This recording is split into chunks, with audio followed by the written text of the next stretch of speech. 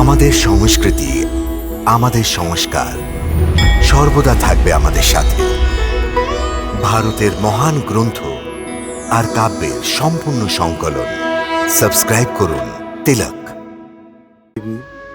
যেইভাবে সত্যিকারের ভক্ত নিজের ভগবানকে সর্বদাই স্মরণ করতে থাকে, ঠিক ওইভাবেই ভগবানও নিজের সত্যিকারের ভক্তকে কখনোই ভোলে না।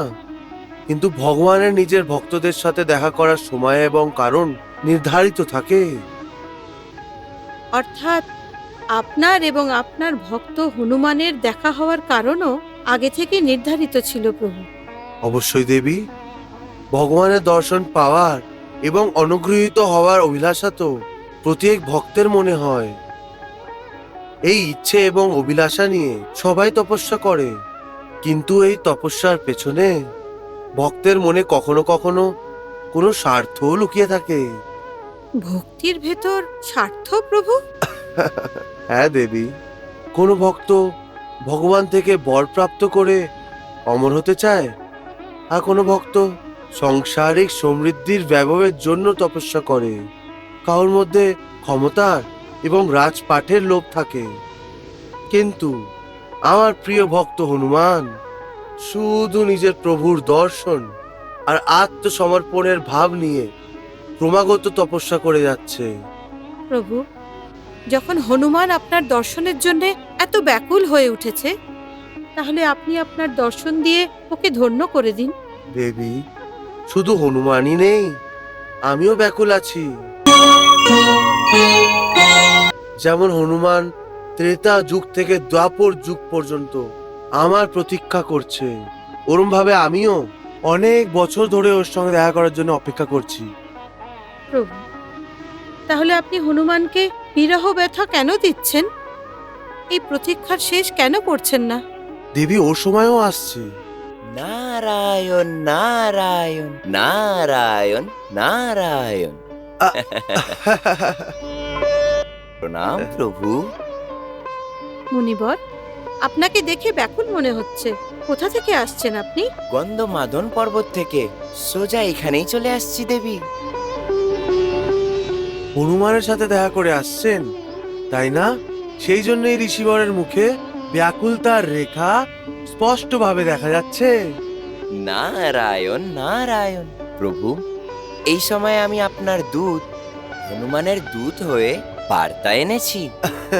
শোনান, কি বার্তা পাঠিয়েছেন আমার ভক্ত?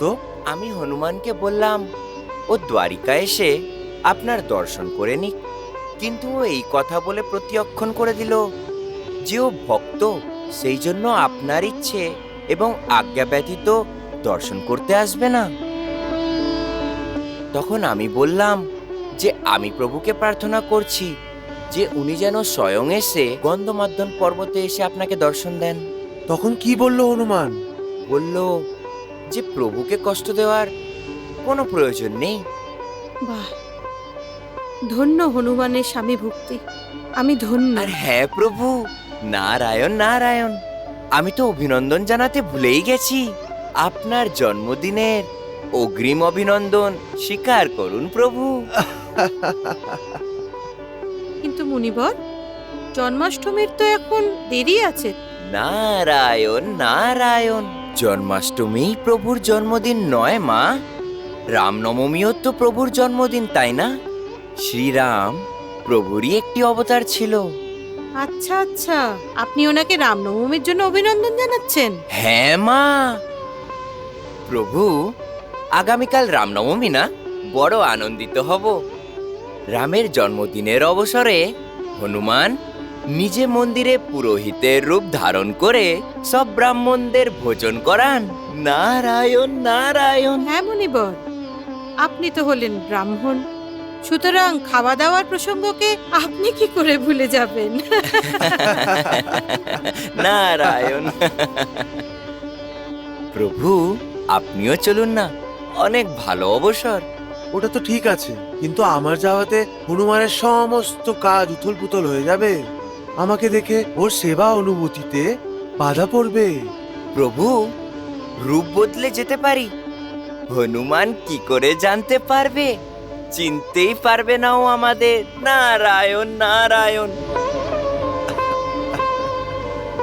প্রভু, মুনিবরের যদি এতই ইচ্ছা, তাহলে ওখানে গিয়ে দেখে আসুন না কি হচ্ছে ওখানে। হ্যাঁ প্রভু, রাম নামের জয়ের প্রতিধ্বনি চতুর্দিকে উল্লাসের সাথে হয়। ওই দৃশ্য দেখে মন ভরে যায় ভগবান। আহা, কত সুন্দর দৃশ্য হবে ওটা।